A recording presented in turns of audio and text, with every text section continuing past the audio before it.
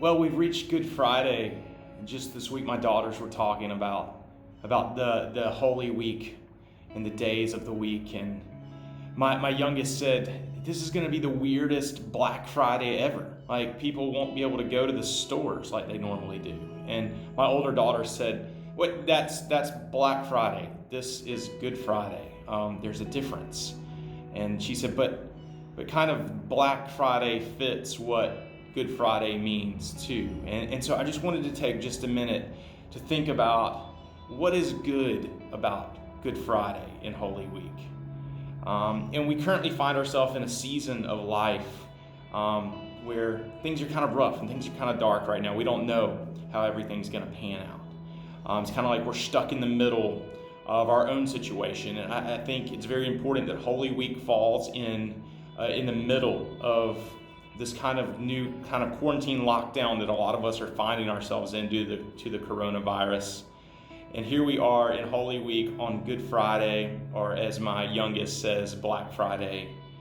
And we think about where we find the disciples in that moment on Good Friday and why there is good news to be found on Friday. Now, of course, we know on the backside of things, the good news is that Jesus died for us on this day. He shed his blood for us on this day, and that he was resurrected on Sunday. But when we find ourselves in the middle of the story on Good Friday, the darkest day in human history, the day that God's own Son was crucified and executed and died, it's a very black day, a very dark day. But yet it is a good day. And I just want to think for a second about why it is so good. And right now in the middle of where we find ourselves, how we can have some hope in our own Black Friday. And I think we can find some of that greatest hope in Philippians 4, verse 8. It says this, it's a closing, Paul's closing out his letter, a final encouragement to his people. He says here, "Finally, brothers, whatever is true, whatever is honorable, and whatever is just, whatever is pure, whatever is lovely, and whatever is commendable, if there is any excellence, if there's anything worthy of praise, think about these things." It was a reminder to his people to think about these things no matter what the circumstances are, to keep your mind focused on the good in Friday. In fact, the Good News translation actually says good, to think about the good things in life.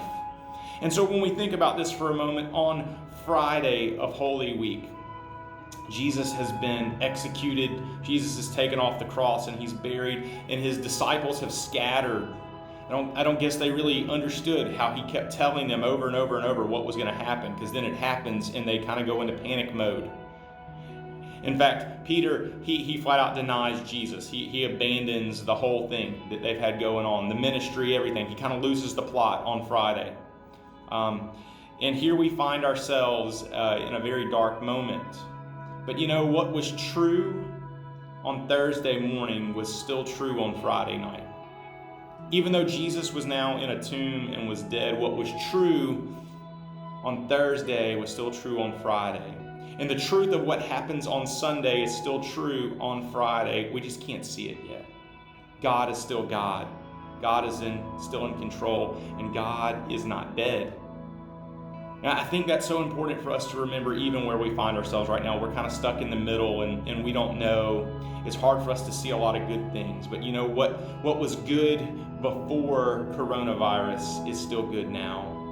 What was true before is still true now, no matter what our circumstances are. And that functions any time in life. When things are going really, really well for us, maybe in business, and all of a sudden our business takes a hit. Finances aren't that great. What was true before, that God was in control, is still true even if the circumstances tell us otherwise.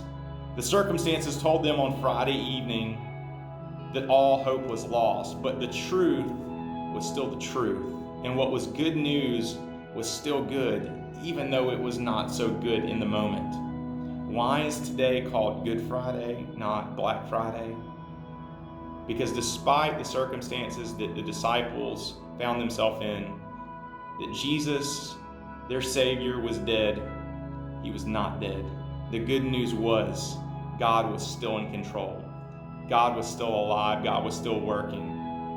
And that is the good news that we have. That is the hope we have every day of our life, no matter the circumstances, even now in this moment. It might seem like a Black Friday to you today, but it's a Good Friday, because the truth is still the truth, and what is good is still good. Grace and peace to you guys. Have a wonderful Good Friday.